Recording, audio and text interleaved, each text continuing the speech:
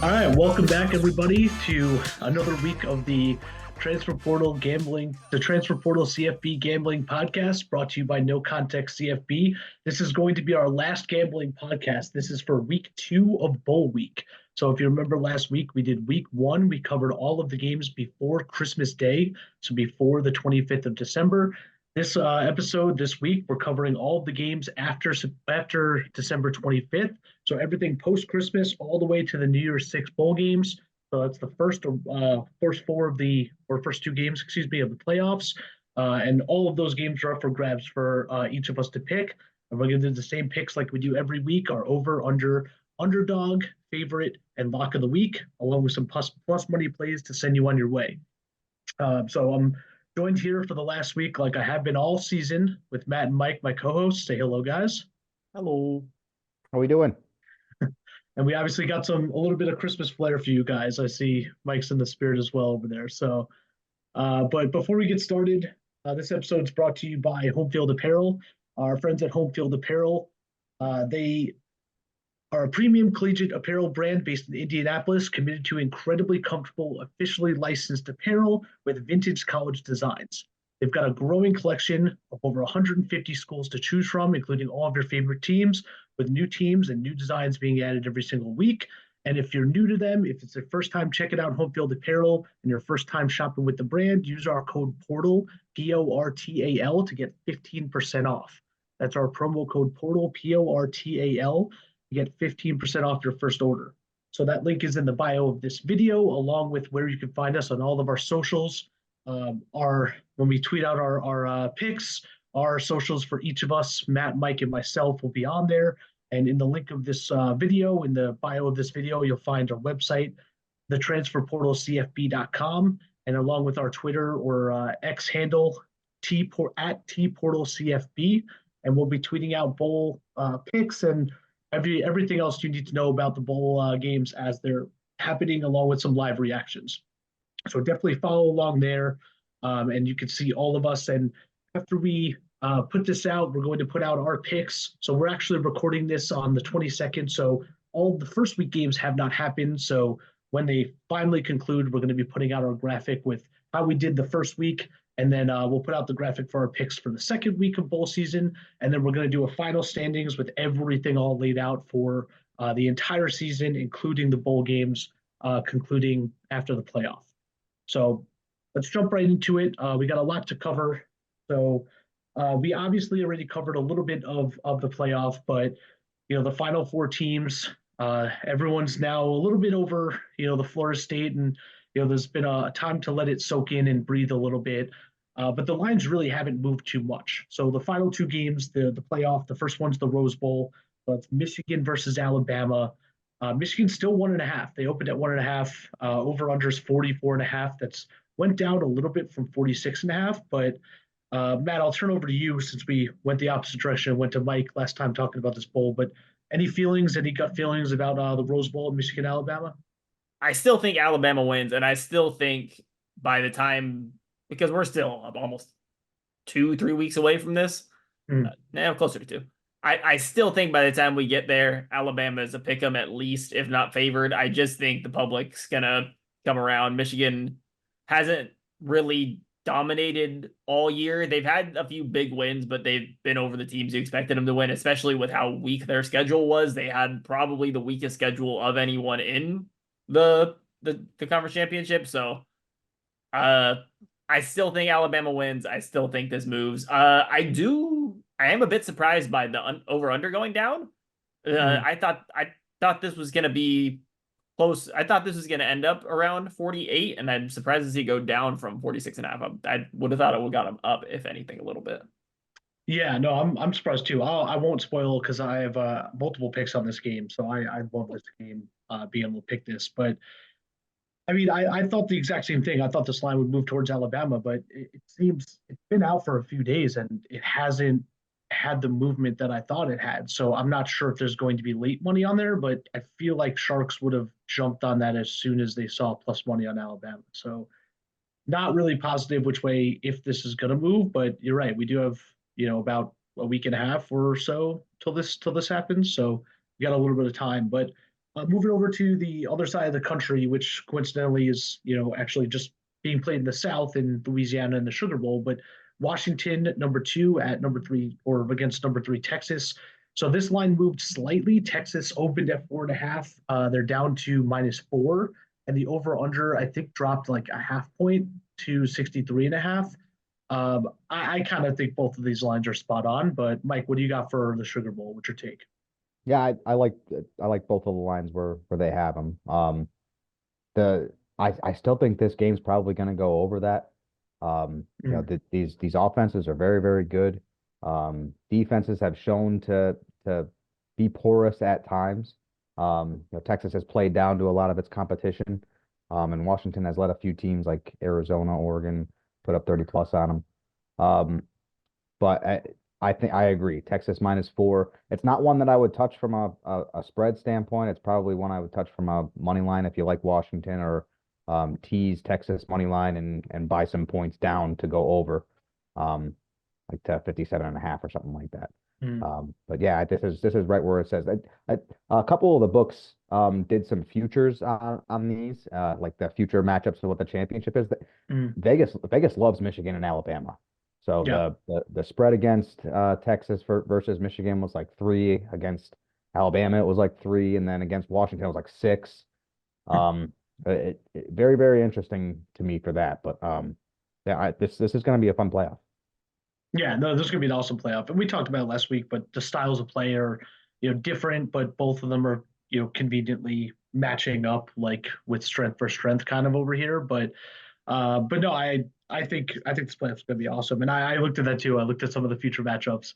It's just wild. Like trying to like predict the next game after these because these games already are going to be insanely close. But yeah, before we get into our picks, last thing, this is probably the only big news that hasn't really been recurring, but Florida State, I guess they're suing the ACC. This kind of dropped today. Kind of expected, to be honest, that this was going to happen. But Florida State looking to leave the ACC, and the penalty, I think, someone tweeted out kind of a graphic that the penalty had gone up every single season since their last bargaining agreement, but I think it's at like 530 million or something for them to leave the ACC. It's just like out of control. So I'm not entirely sure why they're suing or what they're looking to get out of it. It kind of seems like a coach that just hates a play and just throws a challenge flag and just assumes they're like, nah, some the lawyer's got to find something in here just like to be able to like get us out of there for less money. But I don't really blame them because at this point, what are you really staying in the ACC for? Like, there's really no benefit. I get that the 12-team playoff is coming, but this year told you everything that you need to know in terms of where the money and where the playoff committee sees the ACC. So, but yeah, any additional thoughts, any additional storylines, or a comment on that one? Matt, I'll go to you, and then Mike, and then we'll get into our picks. Yeah, because like the 12-team playoff does help obviously for the conference champ because they'll get the auto bid, but Mm. it doesn't change then if you're an 11-1 ACC team going into the 12 spot.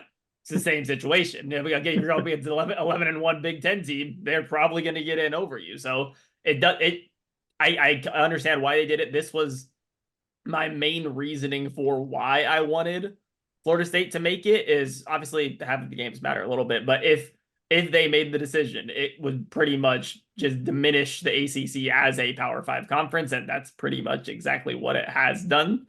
So, kind of expected.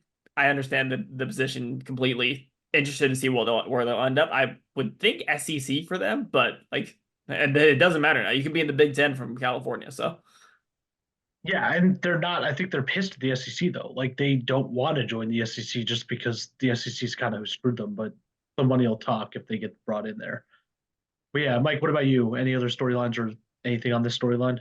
The only weird storyline that I saw that came out of it, I didn't watch the Board of Trustees meeting from Florida State, but there was a bunch of tweets that came out about it, saying that they weren't even granted access to the bargaining agreement to leave. So they don't even know how much it is. They're throwing around this half a billion number, but they don't even have access to the document that says like, hey, this is actually how much it'll cost. So I think part of it, the litigation, is getting access to the right documents and seeing the numbers, and stuff like that. But it's weird. Yeah, and it's incredibly shady. Like if anything, like the NCAA, everyone kind of like talks about how shady they are, and they're just slowly turning into FIFA, and like no one really knows what to do about it. But yeah, no, it's something to look out for. But I mean, everyone's kind of, you know, I want to say everyone's turned the page because everyone at Florida State's pissed, but Florida State has so many opt outs, and people are, you know, the boomers are trying to have a take that, you know, aren't they proud to play in a bowl game or something? And it's like the most laughable take of all time that, you know, you would be proud to be screwed out of a bowl game and, you know, just say thank you for even being considered or something. But yeah, it's at least we're gonna have an awesome bowl week and Final Four playoff. So you know, looking forward to that. But like I said, our picks for week one are still kind of in flux, mostly because we still have a couple of games, you know, tonight and then tomorrow on our slate. So as soon as this is done, before you know the next slate starts, we'll have our results here. The only teaser I can give you is that all three of us lost our locks. So a little bit of an influx bowl week. So hopefully we get a little bit more of a bounce back. Our full season standings aren't really changing as of now. We'll release them after the finale of the college football playoff and have our final tallies done then. But let's get to our picks. Move right into it. So we got our 5 picks, same as we do every single week. Over under, favorite underdog, and our lock of the week, and then our plus money. So let's start with our over. Our favorite over of the week. Matt, I'm going to start with you. Who you got for the second half of bowl week? I figured I would be started with you. You're lucky twice on this, so keep going. We're going back to an undefeated pick. We've had a rough week one. I was 0-3 at the time of this recording. So we're going to Iowa over. Iowa, Tennessee over 36.5. I don't expect Iowa to score very many points. That can't be expected at all. If they get 10 here, I'm happy with what they did. Iowa's gonna be missing a few pieces from his defense. We already know Cooper DeJean is gonna be out. His injury is too bad he won't be able to play in this game. And I'm expecting there will be at least a few more opt-outs from them as we get closer to the game. Nothing's been set in stone yet, but I would assume some kids are going to go in the portal. Some kids are going to be interested in draft because a lot of their defenders had a good year. So I'm expecting their defense not to be quite as good as it was. And Tennessee's offense has been relatively explosive all year. It's not like their defense has been great. So Iowa can get their 7 or 10. And if they can get up 7 or 10, I think Tennessee can get 27, 28, 4 touchdowns. They've been able to do that most of the year. They didn't do it against Georgia, and they didn't do it against Mizzou, but I think 9 of their 12 games they went over 27, which is all I'm asking for. They're not going to have very many opt-outs. Their team is pretty old, and they're getting a lot of my kind of story for when we wrote the magazine for it this year was this is Tennessee kind of last hurrah with their kind of staple of guys. So I think a lot of them are going to want to play in this bowl together, kind of that chivalry thing. So yeah, we're going to Iowa over. That chivalry thing. I think that's got to be a famous last words of all I need is 10 from Iowa here. All I need is 10, and then I'll be all set. But hey, you're the only one who actually is winning on Iowa picks, so I guess I should make fun of this, even though I saw this and I was like, we're definitely going to you first, Matt. But very bold pick. I like this solely because of Tennessee's offense, but I don't know if Iowa's defense kind of bands together and stands up. This could be an equally as ugly game as we've seen all year from Iowa. So, but all right, I'll move over to you, Mike. Save us a little bit with some actual points here. Who you got for your favorite over the week? I got Ohio State and Mizzou over 48.5. I'm a little confused by the line. I think people are thinking that Ohio State's losing more on offense than I think they are. And that their defense is going to show up immensely, which Mizzou's offense is pretty darn good. They put up points pretty much on everybody. Now Ohio State's going to be without McCord, so they're starting quarterback, but there was a quarterback controversy going into the season, so the backup, I honestly forget the name is escaping me. You would probably know. Yeah, Brown. Yeah, I think he's healthy again. So yeah, so and Fleming isn't playing, but he's the third wide receiver. They got a bunch of freshmen that are 5 stars on the team anyway. A couple notables that are opting out for Ohio State and Mizzou are on defense. So this screams like it's going to be an over from a bowl game standpoint. to me, especially over 48.5. I think this game's going to be in the 30s together. I wouldn't tease it on 60, but I'm definitely taking over 48.5. Yeah, no, I actually love this pick. Some inside sources, I think there's going to be most of the people that are questionable opting out on defense, and for Ohio State, definitely going to opt out. And but yeah, I think Missouri's offense has been pretty good. Ohio State's defense has a lot of upperclassmen that have anchored that a little bit. So draft picks. I don't think Ohio State's offense is going to have a terrible problem, and Missouri is definitely going to push them to put up some points. And Ryan Day is very, very sensitive right now, and did not have a good signing day, by Ohio State standards. So he's trying to show off. I do love this pick at over 48. Um, so yeah, totally agree with this one. The Iowa one, I'm just agreeing just because I trust you, Matt, and for some reason you have some Iowa magic. But my over, a little bit back to the well. I'm going back, but this is a big game. I am going for Alabama, Michigan over 44 and a half. I am fully expecting the impressive Alabama to show up. I think giving Nick Saban multiple weeks to prepare is a very, very scary thing, especially when he has the entire team now bought in that they're the 4 seed. They're now an underdog to Michigan. And, Jalen Milroe thought he should be winning the Heisman. I don't at all agree with that. I don't even think he should have been invited to New York. So I don't know where he was thinking that was going, but I think Alabama is a very scary team. And I think having Nick Saban with multiple weeks to prepare is even scarier. So this over is at 44 and a half. And while I don't think Michigan's offense is fantastic, I think if they're pushed, they will have to score.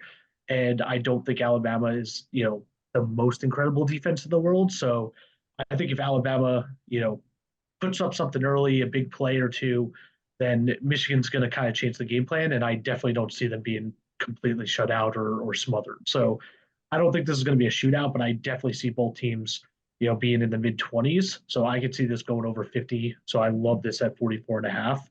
But I think Alabama pushes the pace a little bit here and tries to, get a statement at least early against Michigan. So Alabama, Michigan over 44 and a half. Let's move to our unders. I'm going to go right to you, Mike. Who is your favorite under for the second half of bowl week? I love this one. Arizona versus Oklahoma under 62 and a half. Arizona's actually favored in this one. I saw that two to three, depending on what book you're going at. Oklahoma has had a ton of offensive players transfer out, including Dylan Gabriel. So this isn't going to be the Oklahoma offense that puts up 50 on Cincinnati or Houston or whoever the heck they did that to prior. And their defense isn't bad, and they haven't had a mass exodus of opt-outs for the bowl from a defensive standpoint. So, I certainly think that they're not going to give up 40 points or anything like that to an Arizona team. Arizona, I don't think has had any notable opt-outs, so that's kind of like the steady Eddie team. But I don't see them putting up 40 or mid 30s on Oklahoma, and Oklahoma is probably going to score a couple touchdowns, but 62 and a half is a lot of room to play with. Yeah, I love this too. The fact that there's so many transfers out for Oklahoma, 62 is what people think of when they think of Oklahoma. And I mean, a lot of these teams, especially Arizona, had a good season, and I mean, I think they're coached fairly well. A lot of bowl games typically are teams that never really play each other, trying to slowly figure each other out. And I think that's what this is going to be, especially when Oklahoma doesn't fully know what they have for a lot of their players. They're not going to just try to push the pace. They're just going to figure out who they have, who's a playmaker, and it's going to be a little bit of a working session. So, I mean, 62 and a half is a lot of breathing room for an Oklahoma offense that, really ran through, I think Gabriel was in his fifth or sixth year, like this past season. So he's got somehow another year of eligibility, but I love this. I love this pick under 62 and a half. My pick, so I have similar picks for a couple of these. I double dipped on two of these games. The other game I'm double dipping on is Troy and Duke. Troy versus Duke under 44 and a half. I love this pick. I think Troy's defense is fantastic. Duke's defense is pretty good. And there's been a little bit of movement in terms of both of these coaches and in terms of Duke specifically. Riley Leonard, obviously injured. He's transferring out. Both head coaches are leaving. So John Summerall from Troy leaving to take the job at Tulane. Mike Elko, the huge hire at Texas A&M. So some changes with coaching staffs. Coaches, I get it that they might try and make a splash, but more likely than not, they're going to try and not make a mistake. And there hasn't been a whole lot of transfers out or opt outs on the Troy side, but I think Troy's defense has been super good all season, and if they're facing the backup quarterback for Duke, they're going to be able to hold them pretty significantly. And Duke has had a lot of transfers, a couple of them on the defensive side, but obviously Riley Leonard leaving, and they're starting running back, and one of their top receivers also leaving, and then they have two opt-outs, their left tackle and other starting wide receiver. I think it's gonna be a little bit of an ugly game for Duke, and they're just not gonna be able to put up too many points. I think if Troy puts up 20 points, they're just gonna smother them and kind of hold them down and not let them score at all. So I see this game going fairly significantly under 44 and a half. It's not a super high number. So I could see this game being like a 24-10 game and just kind of holding in the 30s. So love this pick, but Troy versus Duke under 44 and a half. Matt, what do you got for your favorite under of the week? I really like both years, especially another thing that goes in with the Arizona under is what their one of their only opt outs is Jacob Cowing, who's their top receiver, was an All-American in 2022. So that's a big loss for their offense. And then I've liked Troy's defense all year. They've smothered people pretty much all year, so I like that. I went with Virginia Tech Tulane. Virginia Tech, they're going to keep most of their players. But they haven't really been an explosive offense all year. They run the ball a lot. They don't really get that many explosive plays, so I'm not expecting them to be super high scoring. And then Tulane has basically everyone out. It's been a mass exodus because Willie Fritz went to Houston, so I think most of the coordinators are going with him, but I think they are coaching in the game, if I remember what I read correctly. So it's not like there's going to be some coach that the players are trying to like kind of rally behind to get the coaching job. All of them have already said they're leaving. They're just staying to coach the boys one last time. But they are going to be missing their starting QB, Michael Pratt, who's been really good all year, the top receiver, multiple O-linemen, a few pieces on defense as well, but the offense is the main part. So that's under 44 and a half. So it is a pretty low score, but I don't really see either team pushing very hard past the 20s. I think this is probably gonna be like a 17-20 kind of thing. I think this stays pretty fairly under. Yeah, no, I love that pick. Yeah, it's kind of scary because a lot of these teams do have mass exodus. Like, one domino falls and like a number of them tend to fall. Like it's exactly what's happened with Duke too, which is incredibly frightening. But yeah, no, I do like this pick. 44 and a half, again, not a super high number, but I don't really see either of these teams putting up too many points. But all right, let's move over to our favorite of the week. Matt, I'm going to go right back to you. Who do you got for your favorite of the week? I went Texas State versus Rice. This was going to be my over. I love this over too. If JT Daniels, he medically retired for his career, so he isn't going to be. If he was playing in this game, this was going to be my over. But with him being out, I really like this Texas State team. They're not losing much of anything. Neither team is, besides JT Daniels. That's pretty much the biggest loss for either team. And then other than that, so far what's been announced, the players opting out is just like a couple players that were depth roles, but not really any starters. So based on what this team has been through all year, Rice has been able to score with people, but they haven't really beaten anybody. And Texas State has not only scored with people, they've also blown people out when they have put up scores. And Rice's defense isn't going to be able to hold them very well. DJ Kinney runs a really good offense, and they've been pretty explosive all year. So I like them to win by a touchdown. Yeah, I love this. Like you said, this over was probably, I was very, very close to take this as my over too, but I think Texas State is going to be able to run this up, especially, without JT Daniels playing quarterback at Rice. But I just realized, Mike sent me a message, but I just realized that my double dipping of Troy and Duke is actually that game's on the 23rd. So this is Oh, ineligible for what we're doing here. So I'm going to change my two picks. I'll give my under last. I got to take a look at the board super quick, but I'll give my favorite. It was going to be Troy -7, so this was going to be a double dip game. I love that game, but unfortunately, this isn't going to be out in time for the 23rd. So I'm going to change my pick on the fly here. I'm going to take West Virginia -6.5 against North Carolina. Um, I love this pick as well. This was kind of my alternate pick anyway.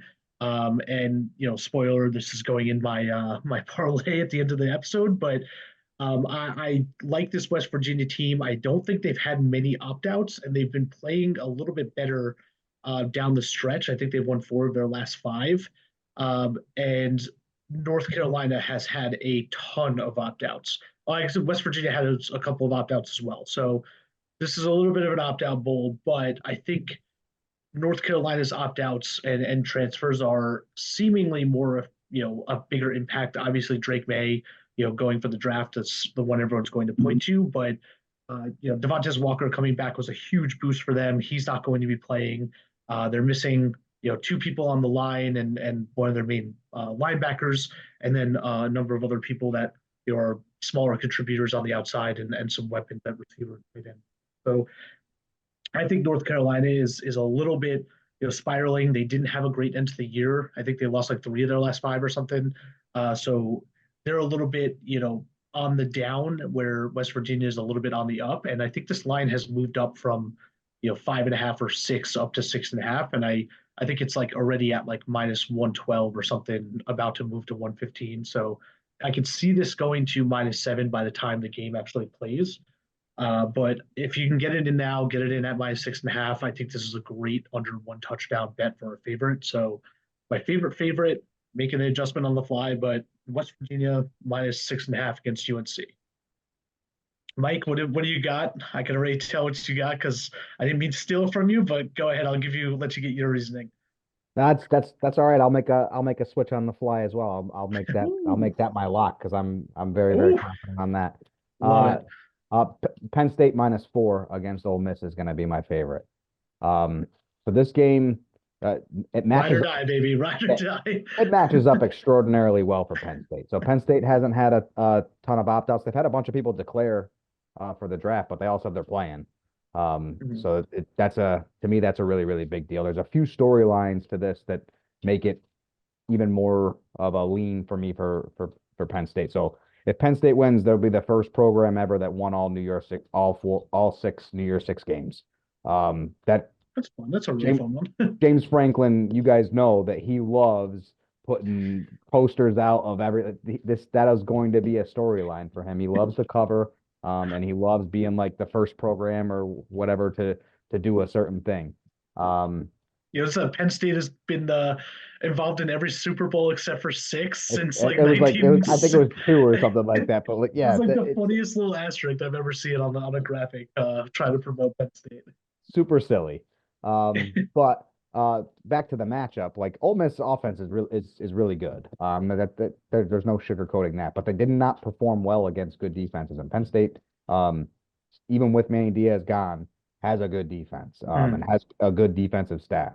So I don't think there's going to be much of a change or drop off in that. They have Rob, who was the Chicago Bears defensive coordinator, and Anthony Poindexter calling the game. So like they have guys with experience calling the game. And to be honest, the interim offensive coordinators they have called a much better game the last few games down the stretch than Mike Yurcich did in some of those bigger games. So I think Penn State's gonna kind of roll in this in the Beach Bowl. Yeah, I like that pick. It scared me a little bit because I don't know exactly who's going to show up. Like Penn State, obviously, they tend to play really well, like when they have to, except for their 2-game schedule. But Ole Miss is very hit or miss for me, and I don't really know how to take Ole Miss or understand exactly what they're doing. So I feel like their offense has at times looked fantastic, and then other times they've like kind of laid an egg a little bit. So I mean, I think if you're trying to bank on anything, banking on James Franklin trying to make a statement in something that seemingly doesn't matter nearly as much as you think it does is probably a pretty good thing to bank on. But so I'm going to give my over, or sorry, my under. So I originally gave Troy and Duke. Um, Obviously, Troy and Duke is being played too soon. That's being played on the 23rd. So I gotta make the adjustment. My backup and uh, replacement, I should say, under for the second half of bowl season is going to be um, Coastal Carolina. Oh, no, that's also tonight's game. Shoot.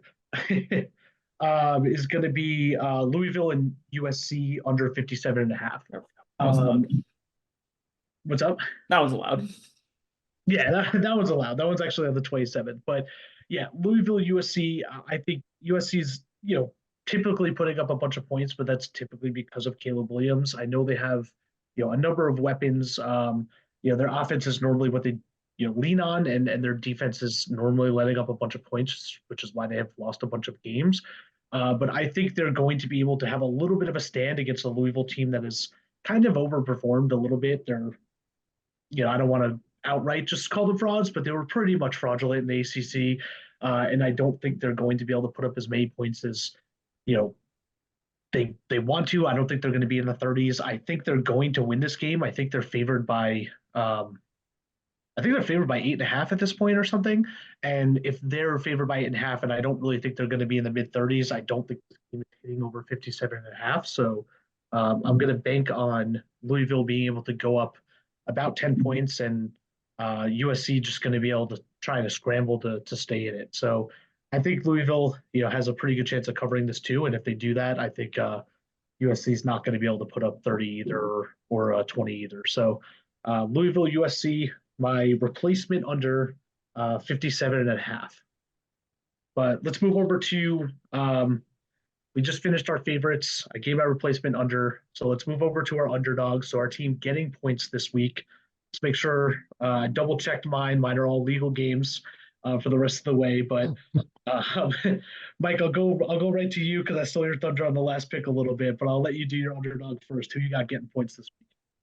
All right, I got a game Matt already talked about a little bit. Tulane, I was shocked. Tulane plus 10.5 versus Virginia Tech. I don't think Virginia Tech could beat any bowl eligible team by 10.5 points. So I know they've had a couple really good games in Blacksburg. They play definitely different at night there with the Sandman and all that jazz, but they're not playing there. And Tulane doesn't really have many notable opt-outs, neither does Virginia Tech. I think this is going to be a low-scoring game, very similar to what Matt said, 20-17 or something like. I just don't see a world where Virginia Tech beats Tulane by 10.5, especially with the coaching staff hanging around. This game shocks me a little bit. It shocks me too because normally this is one of those that it's not as extreme, but when it was like the Michigan Iowa and like the over under was 36 and Michigan was like 27-point favorites or something, it shocks me when it's a bowl game without a whole lot of opt-outs and the total is 44.5 and it's a 10.5-point spread. Like that to me, like the math isn't really mathing. That's going to be was like 35-20 or whatever, 25-15 or something, whatever that's going to be. There, so 27. Yeah, like it's just to me that doesn't necessarily make sense. So I do love this pick just solely based on that. But yeah, I also don't agree with you. I don't think Virginia Tech should be double-digit points favorites against anybody. So, but I like that underdog getting points. My underdog, a little bit of a stretch underdog, but it is bowl season, so some of these games are a little bit closer. They're not necessarily larger spreads, but I love Oklahoma State versus Texas A&M. Oklahoma State's +2 versus Texas A&M. This really hasn't moved at all. Well, actually, this moved a little bit. This opened at 4.5 and moved down to 2. So originally Oklahoma State was +4.5. By the time you're going to be able to get this, it's less than the field goal, so it's +2. I really think that they should either be favored or this should at worst be a pick 'em. I don't really think Texas A&M is that good of a football team. Their last couple of games aren't necessarily a testament of their season. They lost to Ole Miss and then they beat Mississippi State and then they kind of got punished by LSU. So they don't really have all that much of an identity. And Oklahoma State, obviously, everyone remembers them from getting trounced by Texas in the Big 12 championship, but they still got to the Big 12 championship and they still had a really successful season after a really slow start. So I think Oklahoma State probably wins this outright. I think again this should be a pick 'em, but from the last thing I read, they probably won't have too many opt outs. I think even Gordon's playing. I think he's still playing at running back, but Last I I'm heard, pretty sure, yeah, last I heard, which is a massive boost for them. But I'm pretty sure the majority of their players are coming back for this. So I think that's part of the reason why the line moved is people thought some people would be opting out, and they were a little preemptive on that. But I love this game. I have a different pick for my true upset, so I didn't want to take this, and it's I think the value is not really there for the true upset. I think it's like plus 120 or something. But I'm just going to lock this in as my underdog getting points. So Oklahoma State +2 versus Texas A&M. Matt, what do you got for your favorite underdog of the week? I went with Kentucky +4.5 versus Clemson. I I just Clemson's gonna be missing big pieces, but Bo Collins, their best wide receivers, opting out. Tyler Davis, a really good DT, is entering the portal opting out. I don't think he's officially announced he's entering the portal, but there's been a lot of rumors about it, and he has officially opted out. And then there's a few other like depth pieces. I haven't loved this Clemson team all year. They've had some big wins. They beat UNC kind of out of nowhere when they'd been pretty disappointing all year. They lost to NC State.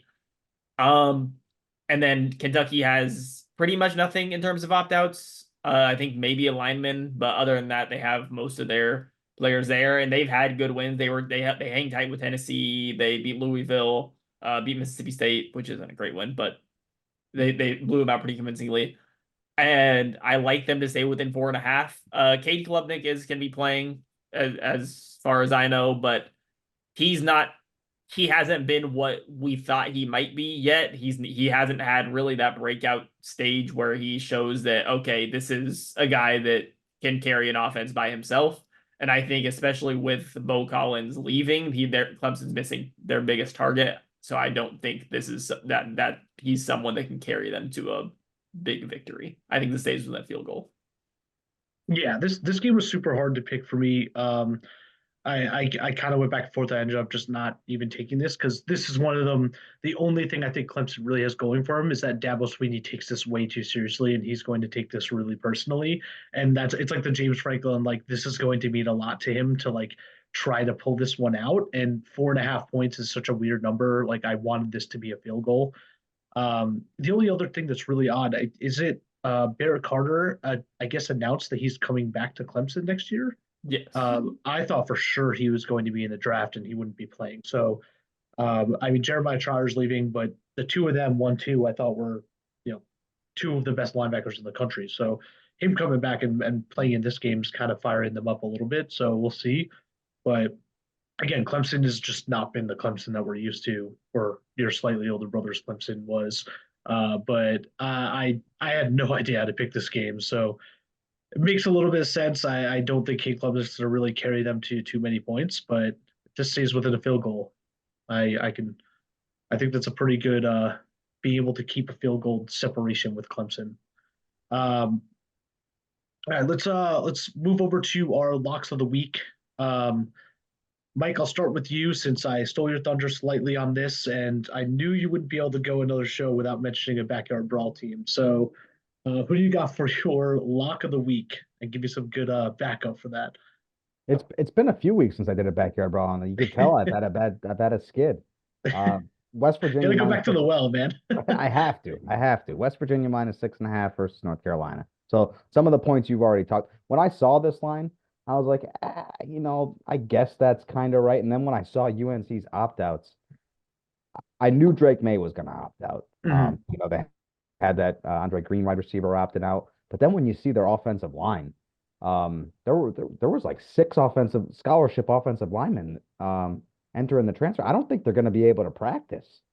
There's so many people opting out. It's insane for UNC. Yeah. You need like 12 offensive linemen to be able to practice when you're I don't think they have that.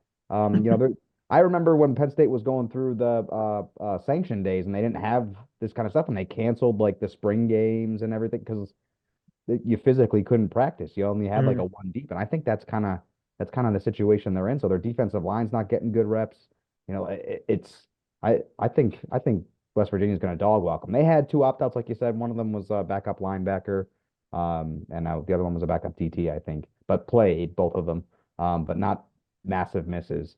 They have everybody else going. So, yeah, I feel really, really good about 6.5. I think West Virginia is going to blow the doors off them. Yeah, I love this line. Obviously, this was my pick after I had a pick that was ineligible, but I have this in my parlay anyway, so I love this pick.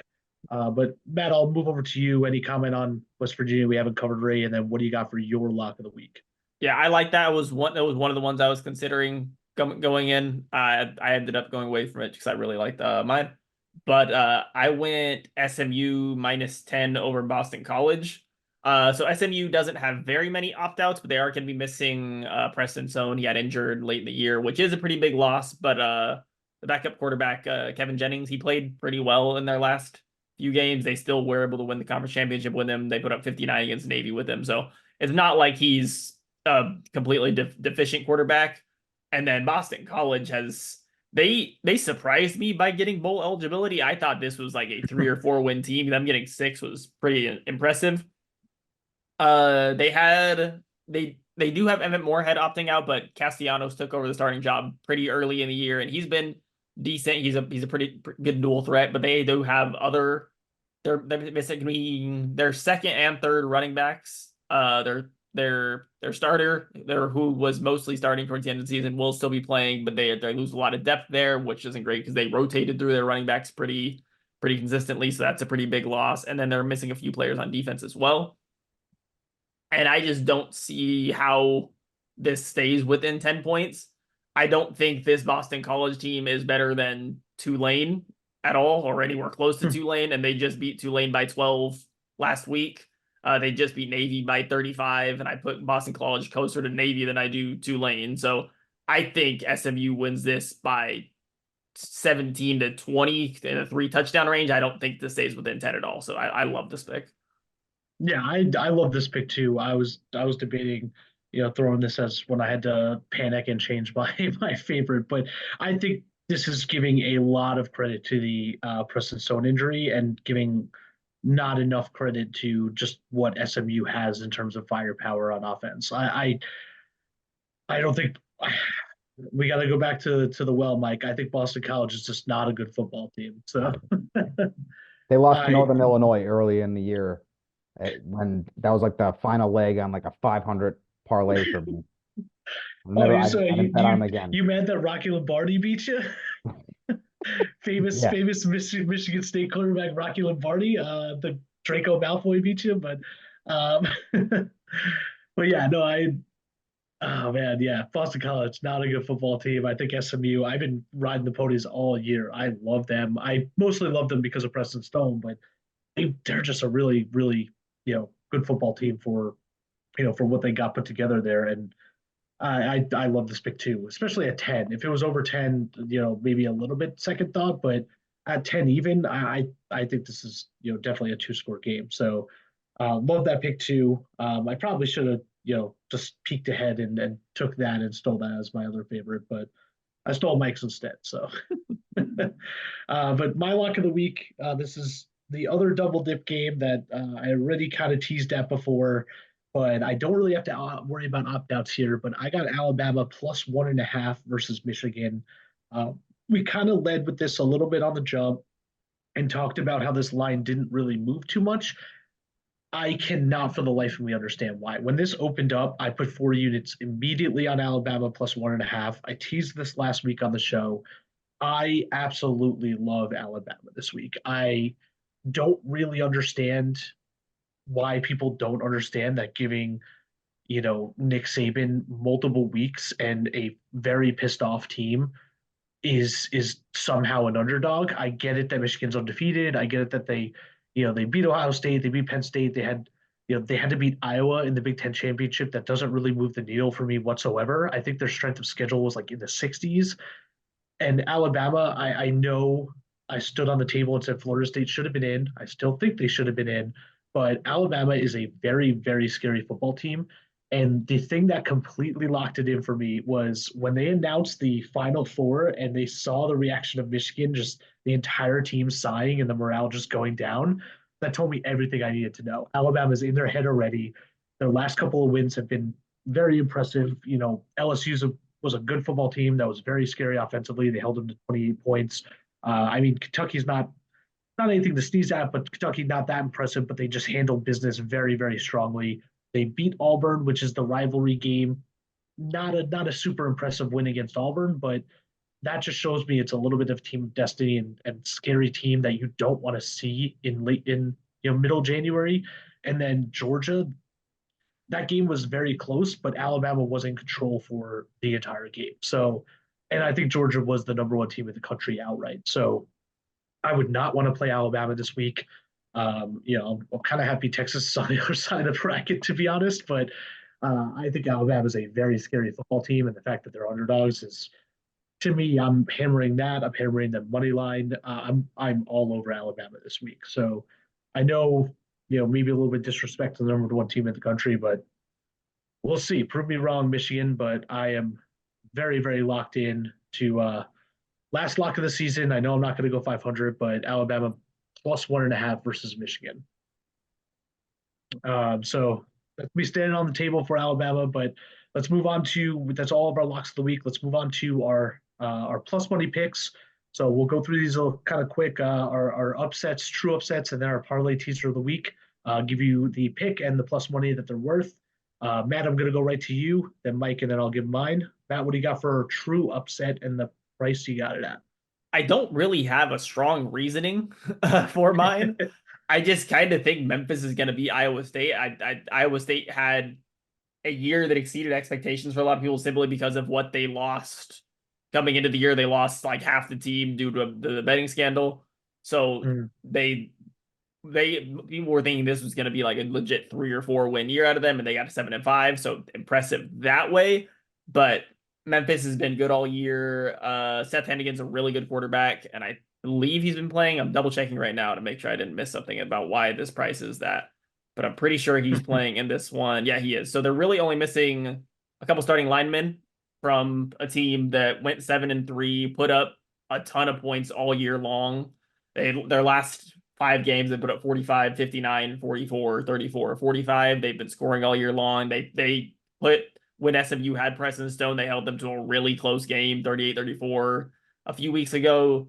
I just think this Memphis team is a good team, and I'm not sure why Iowa State is getting this much respect from the books. I just think this price is too good to let go at plus 290. Yeah, I this is a little bit of a just honestly like a value play. I see that as, I do not see this. What did you say the spread was for Minus Iowa State? 10. Yeah, there's no chance this should be double digits. But at that point, I don't trust Memphis 100% to to try to like bet them at like a minus 110 line. So I like this as you just kind of sprinkling for tripling your money up for Memphis, but plus 290 is good value for a Memphis team that's definitely underrated. And I don't love Iowa State. I don't think Iowa State's that good of a football team. But no, I like that pick a lot. I have again, a similar thing to you. I don't have a heck of a lot of reasoning on this, and I kind of wanted to move a little bit towards the value chain instead of just trying to get like a 2.5 point spread to get the money line on. But I took Oregon State plus 195 against Notre Dame. I think the line is 6.5. But I don't really think Notre Dame is, a full touchdown favorite over Oregon State. I know Oregon State has a good amount of transfers out. Their starting and backup quarterbacks are both transferring out, and I think they had, a number of coaches leave. I think they had their head coach and I think a coordinator leave as well. So they're definitely shaking up a little bit. They're missing a couple of people, definitely on the defensive side of the ball more than offense outside of quarterback, but Notre Dame's also missing a lot of people. They have like the primary skill players, like a lot of skill players opting out. Their quarterback, multiple offensive tackles, linebacker, their starting running back, and then A couple of receivers hit the transfer portal, so they don't really have a lot of depth there. Um, I I think that it's just, the opt out game is just going to lean on who's been a more physical team and who's going to be able to push the other team around. And to me, that all year, excuse me, that's been Oregon State. I think Oregon State, not the most impressive football team, but when they had to lean on a team and when they had to really throw their weight around, they had a super impressive offensive line. Their defensive line was definitely a little scary. I think with a lot of backups, on either side at skill positions, it's going to come down to who could just move the other person.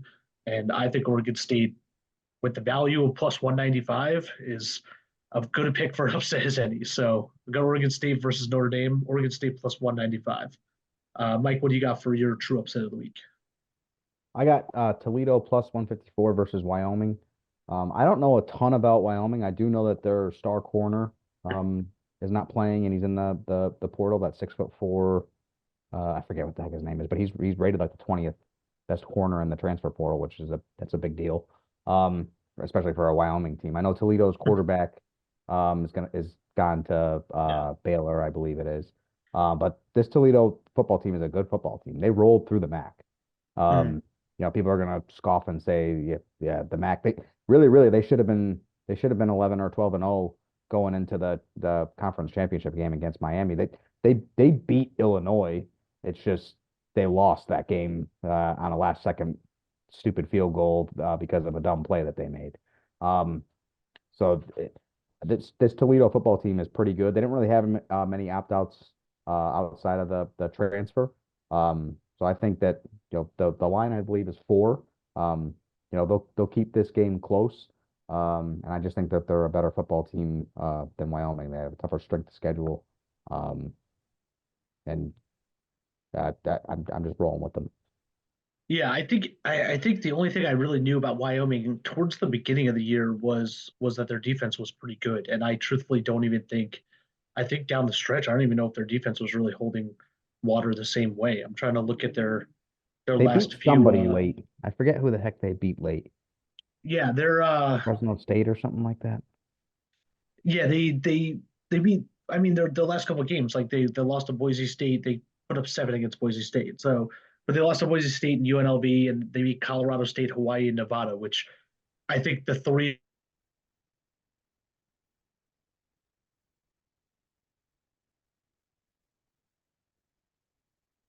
He frees up for you too, Matt. Yep. And then note for yourself, this is in the upset section. Team within the top, 80 of the last couple of games, but You froze am I up. still frozen? Yeah, no, you're not frozen anymore. In the upset section. Yet, all right. Yeah, the team they beat was Fresno State. It was middle of the season, but I knew they beat somebody that was pretty good.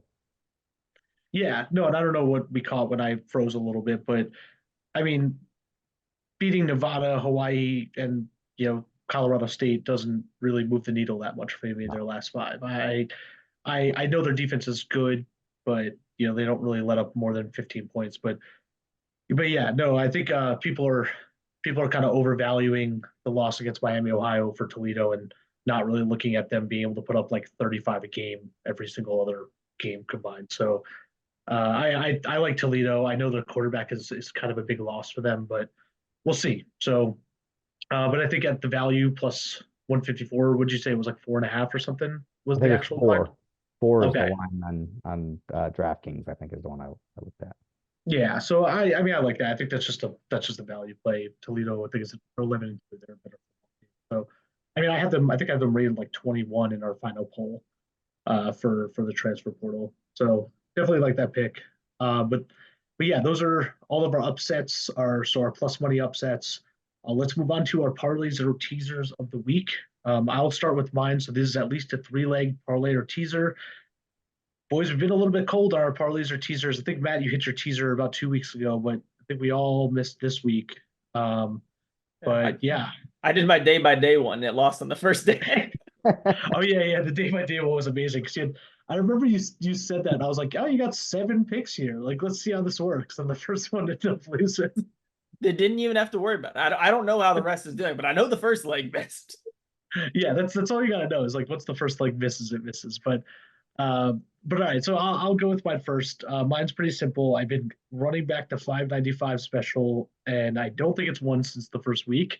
I tried a couple different other things, and the past couple of weeks it hasn't won. But if it wins this week, I think it pays for all the other weeks it didn't win. So, three true picks against the spread.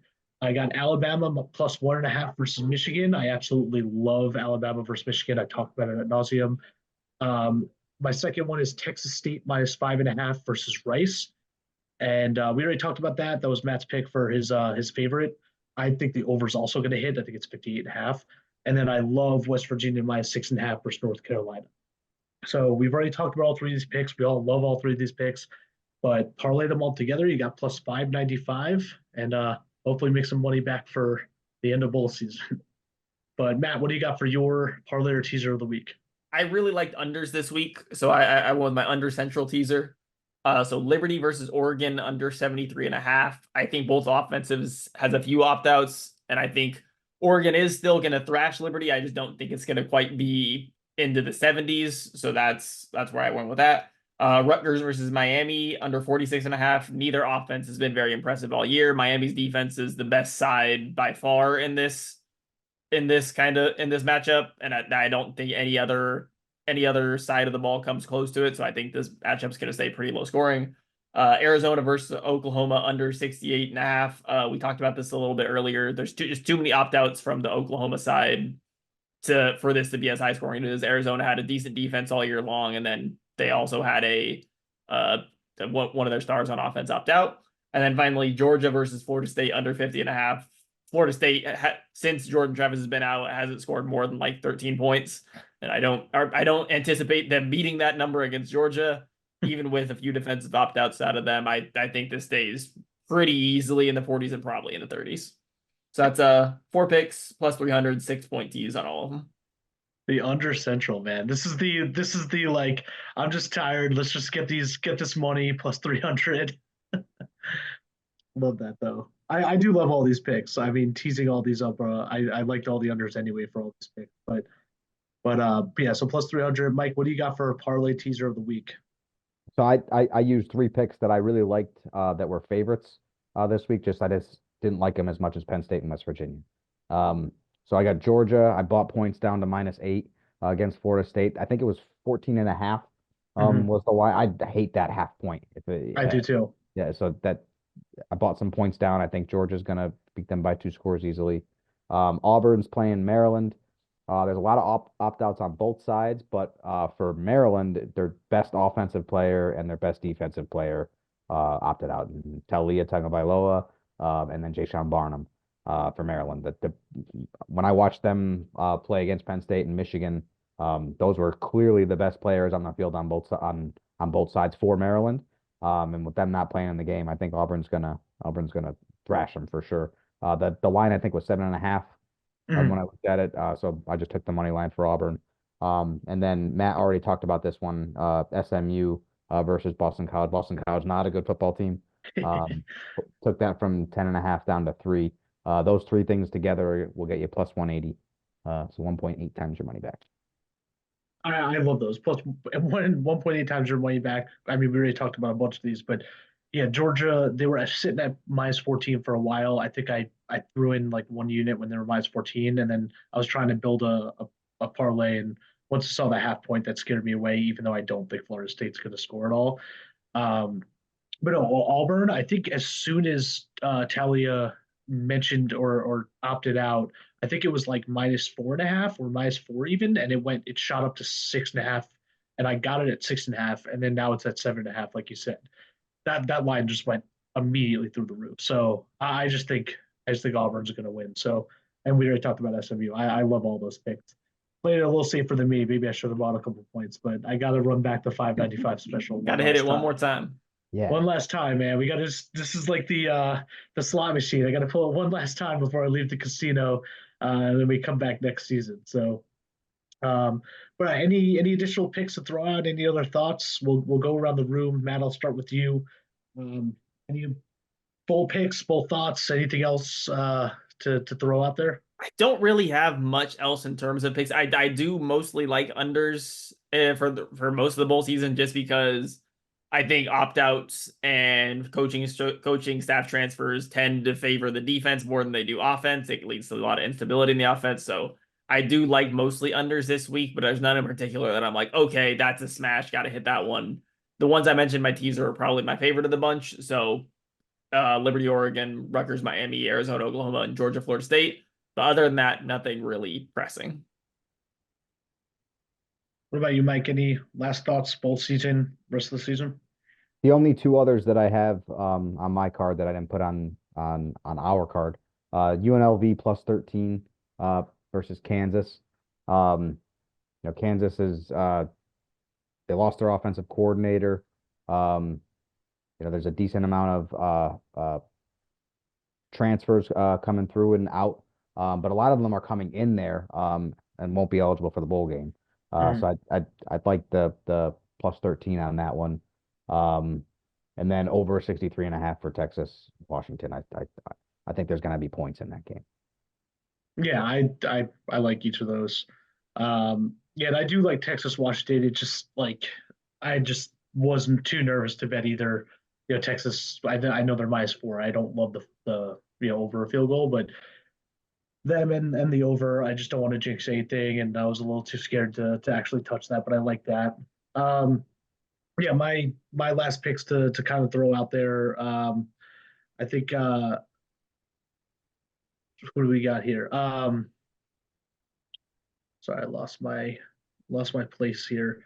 Oh, I like Missouri. I think the line bounced around Missouri and Ohio State. I think it started with Missouri -1, and now it's like Ohio State -1, and it's kind of being a little confusing. So I do like that. I like Missouri, basically just money line. It's going to be a 1-point spread either way. I do love Georgia, but not with the 14.5. I like them -14. And then I really, really do like what Mike was saying at the jump with kind of the futures and being able to predict the second game. Again, not really loving like jinxing everything, but I did sprinkle a little bit on some future matchups and stuff like that. And since I do love Alabama over Michigan, I was doing some alternate lines as well, like Alabama -6.5 and just getting a little bit extra money there. Because if I think Alabama is going to win, I think it's going to be by a score. Um, so a little bit plus money or extra money there with some picks that I already like. But other than that, I just really excited for the first and for the finale of bowl season and the start of the playoffs. I think this is going to be a super good Final Four. But I mean, this is a fun season, boys. This next season when we do this, it's going to be a 12-team playoff. So we're going to we got to figure out our arguments and what we're going to be getting mad at pretty early. So.